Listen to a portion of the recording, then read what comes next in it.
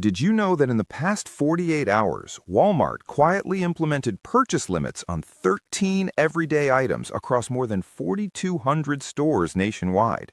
And here's what should absolutely terrify you. I just obtained confidential supply chain documents predicting that 2026 shortages will be 300% worse than anything we experienced in 2020. We're not talking about empty shelves for a few days anymore. We're talking about category-wide disruptions that could last for months, possibly longer. But listen, if you stick with me through this video, I'm going to show you exactly which items are disappearing first, why major retailers are having emergency meetings behind closed doors, and most importantly, the specific three-step strategy I'm using right now to protect my family from what insiders are calling the January collapse. Trust me, by the end of this, you'll never look at a grocery store shelf the same way again. I've been tracking supply chain disruptions and retail distribution patterns for over 4 years now, but what I discovered last week literally kept me up at night.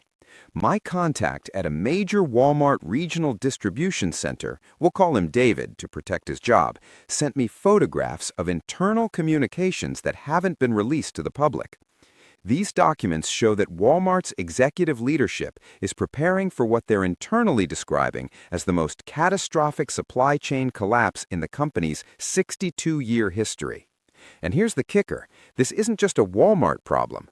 Target executives just held an emergency virtual summit. Kroger brought in outside crisis consultants. Even Costco, the absolute king of bulk inventory, is quietly renegotiating supplier agreements. The writing is on the wall, folks, and the signs are everywhere if you know where to look. Let me tell you exactly what's in these internal memos, because this information is pure gold. On January 7, 2026, Walmart's Vice President of Supply Chain Operations distributed a communication to all store managers with the subject line that should scare everyone.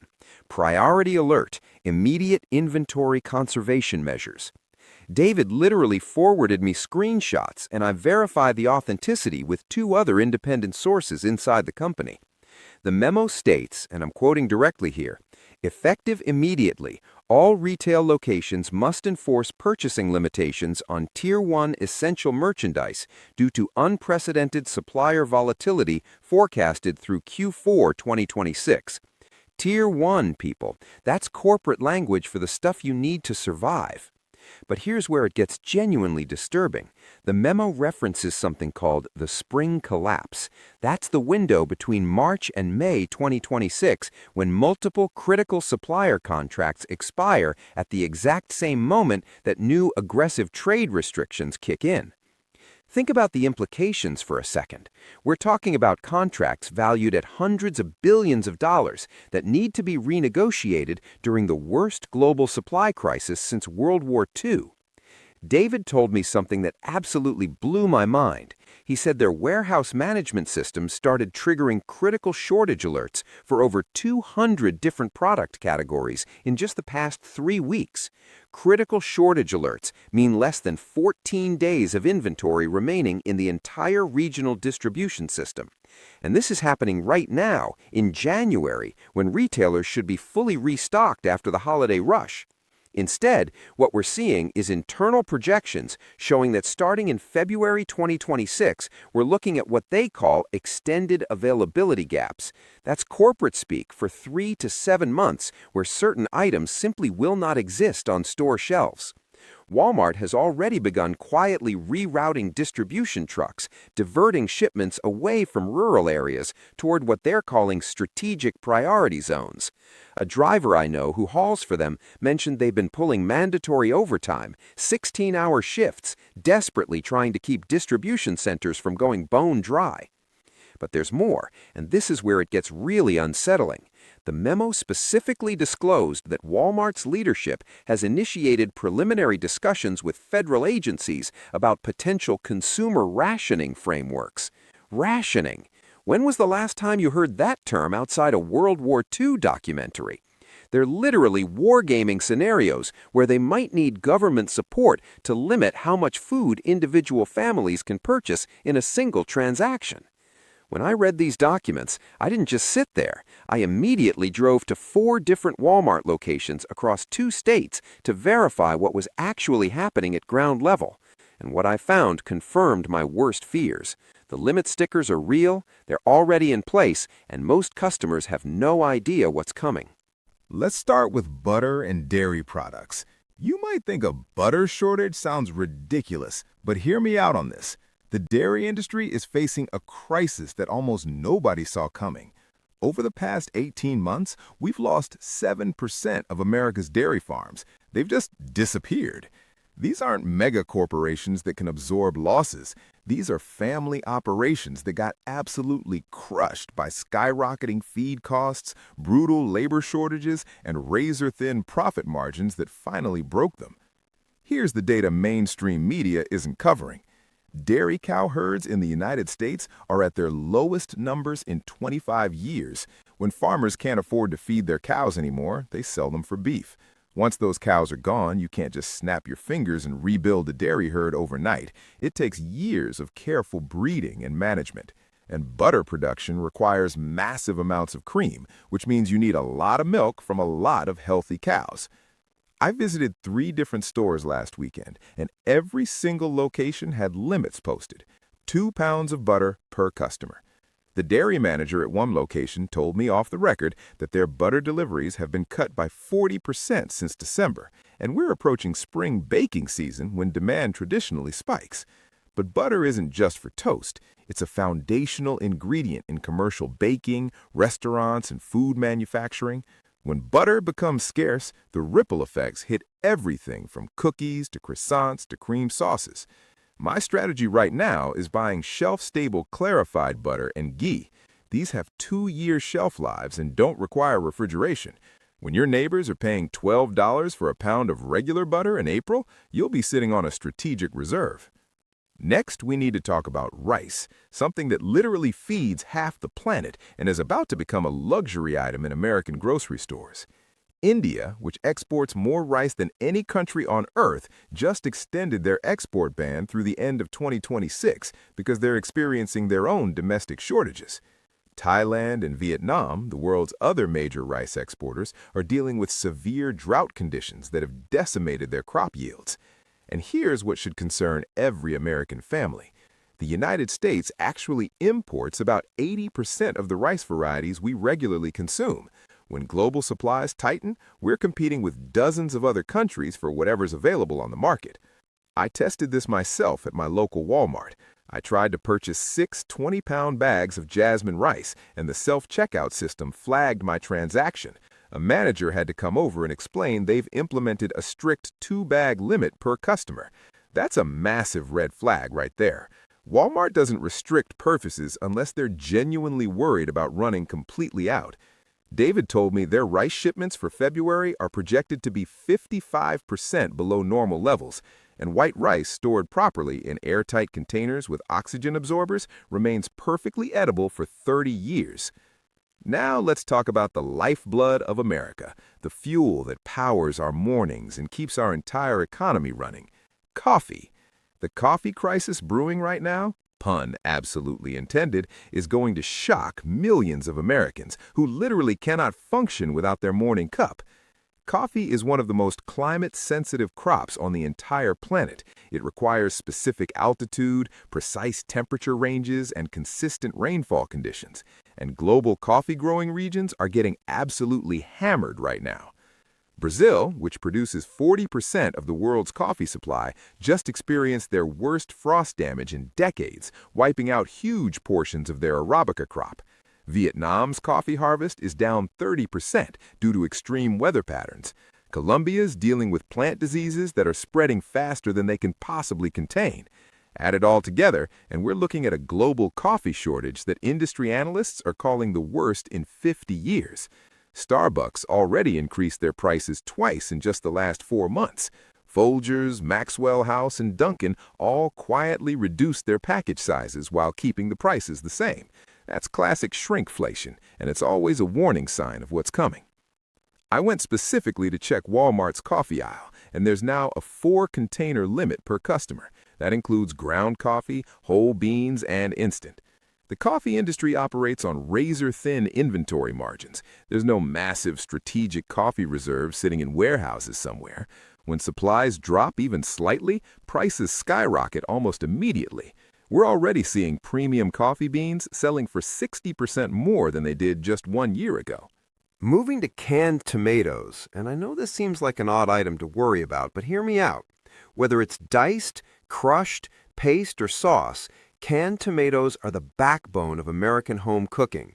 Pasta sauce, chili, soup, pizza, casseroles. The average American family uses canned tomatoes at least twice a week without even thinking about it.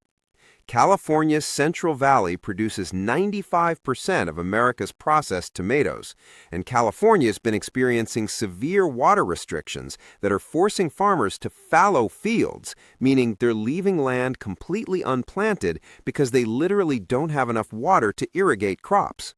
But there's another factor nobody's discussing publicly: the aluminum shortage. Canned tomatoes require cans, and aluminum costs have increased 300% since 2021 due to energy costs and global mining restrictions. Companies like Hunt's and Contadina are struggling to source enough aluminum cans to package their products, even when they have tomatoes to process. I discovered this firsthand when I tried to buy 20 cans of diced tomatoes at Walmart. The register blocked the sale after 10 cans, the limits already hard-coded into their point-of-sale system. Batteries are next, and these little power sources become absolutely critical during any crisis. AA, AAA, C, D, and 9-volt batteries run everything from flashlights to smoke detectors to emergency radios. Nearly 70% of the world's battery production relies on materials sourced from just 3 countries: China, Chile, and the Democratic Republic of Congo. New trade restrictions and environmental mining regulations are choking supply lines right now. Duracell and Energizer both issued supplier notices to major retailers, warning of significantly reduced shipments through mid-2026. There's now a limit of 6 packages of batteries per customer per day at Walmart. That might sound generous until you think about how many devices your household actually runs on batteries. If the power grid becomes unstable in 2026, which multiple energy experts are increasingly predicting, suddenly everyone's going to remember that their flashlights and radios need batteries. Alkaline batteries have a 10-year shelf life when stored properly in cool, dry conditions. This is one of the few items you can buy now and literally forget about for a decade. Cooking flour is something so fundamental to human civilization that its shortage could trigger genuine panic. All-purpose flour, bread flour, whole wheat flour, this is the foundation of bread, pasta, baked goods, and literally thousands of recipes that families depend on daily. Global wheat stocks are at 15-year lows right now. Russia and Ukraine, which together export 30% of the world's wheat, have seen their production absolutely devastated. Australia's wheat crop failed due to severe flooding. Canada's harvest was down 40% last year due to drought. Major flour mills are running at reduced capacity due to skyrocketing energy costs and maintenance backlogs from deferred repairs during the pandemic. Walmart's already limiting customers to 4 bags of flour per visit. But here's the thing about flour. It has a relatively short shelf life, typically only 6 to 12 months under normal storage conditions. However, you can buy flour and immediately repackage it in Mylar bags with oxygen absorbers, extending its viable life to 10 to 25 years. When bread prices double and flour becomes genuinely scarce this spring, the ability to bake your own bread isn't just a hobby anymore, it's food security. We absolutely need to discuss over-the-counter medications. Pain relievers, cold medicine, allergy pills, antacids, and basic first aid supplies. These aren't luxury items. These are health essentials that millions of people depend on every single day. Approximately 80% of pharmaceutical ingredients, including those for OTC medications, are manufactured in China and India.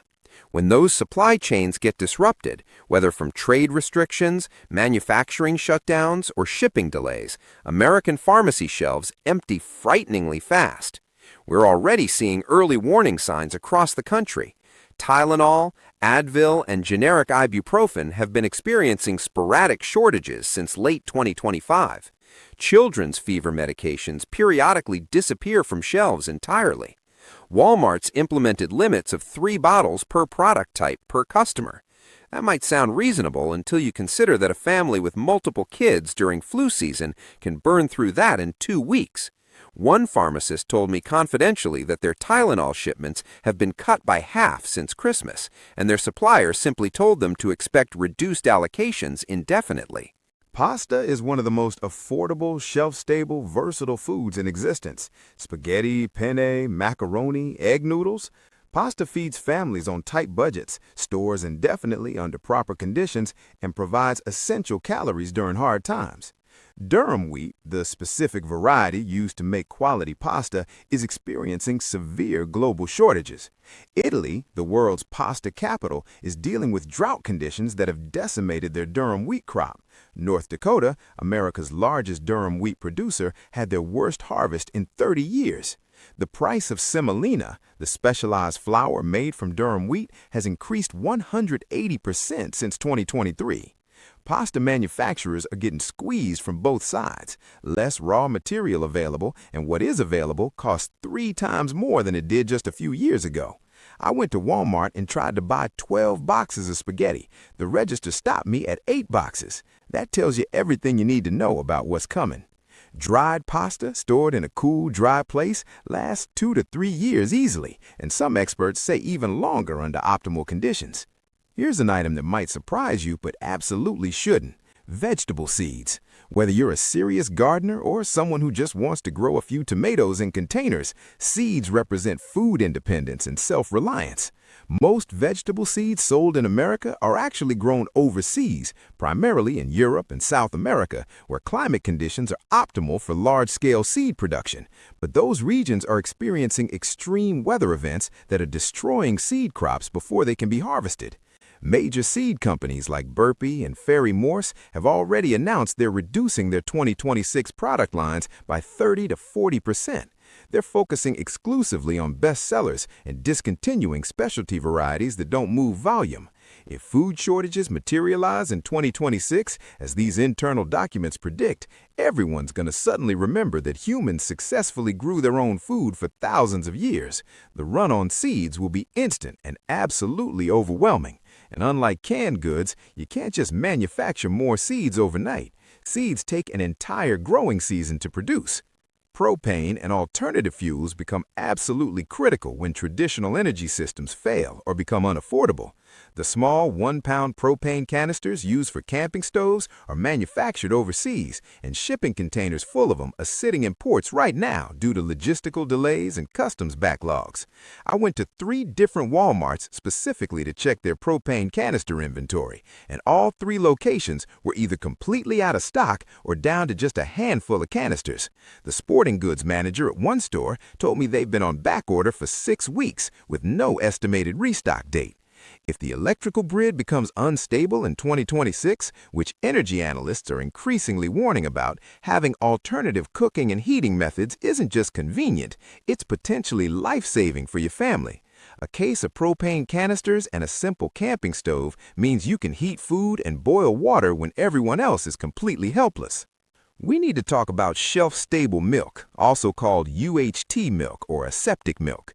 These are the boxes of milk that don't require refrigeration until after opening. For most Americans, this is just a convenience item for camping trips or keeping in the pantry for emergencies, but it's about to become genuinely essential. The dairy industry crisis affects all dairy products, including these specialty packaged products. Additionally, the aseptic packaging used for shelf-stable milk relies on specific materials and manufacturing processes that are becoming scarce due to supply chain disruptions. Major brands like Parmalat and Horizon have significantly reduced their production volumes, and Walmart's limiting customers to 3 packages per product type, and several locations I visited had noticeably depleted shelves. Finally, we need to talk about family members who can't advocate for themselves. Your pets. Both dry kibble and canned pet food are experiencing supply disruptions that are going to hit incredibly hard in 2026. The pet food industry faces multiple simultaneous crises. First, meat shortages directly affect pet food because manufacturers rely heavily on meat byproducts. Second, aluminum can shortages impact wet food availability. Third, specialized ingredients like certain vitamins and supplements are sourced internationally and facing the same import restrictions affecting human food. Purina, Blue Buffalo, and store brands have all reduced their product variety significantly. Walmart's limiting customers to 2 large bags of dry food and 12 cans of wet food per visit. If your pet has specific dietary needs or health issues requiring particular formulas, this is genuinely concerning and needs immediate attention. Here's why 2026 will make 2020 look like a warm-up drill. 3 catastrophic factors are converging simultaneously. First, major trade restructuring takes full effect in March 2026, potentially disrupting 40% of imported goods virtually overnight. Second, agricultural production worldwide is down 20 to 30% due to extreme weather events across multiple growing regions. And third, shipping and logistics costs have increased 500% since 2021, making it economically impossible for retailers to maintain the inventory levels we've taken for granted. Here's exactly what you need to do, and I'm urging you to begin immediately. First, visit multiple stores this week. Don't clean out one location because that triggers red flags and makes you look like a panic buyer. Spread your purchases across several different retailers. Focus on the items I just revealed, but only buy what you and your family will actually use. Second, start building relationships with local farmers, bakeries, and small suppliers right now before panic buying begins in your community. These local connections will become invaluable. Third, learn substitution strategies. If you can't find your preferred brand, know what alternatives work just as well. By watching this video, you're now among the small percentage of Americans who actually know what's coming. Most people are completely unprepared and have no idea these internal documents even exist. If this information helped you, hit that subscribe button and turn on notifications because I'm tracking these supply chain developments daily. Next week, I'm revealing the 5 alternative shopping strategies for finding these items when mainstream stores are completely empty. Stay prepared, stay informed, and I'll see you in the next one.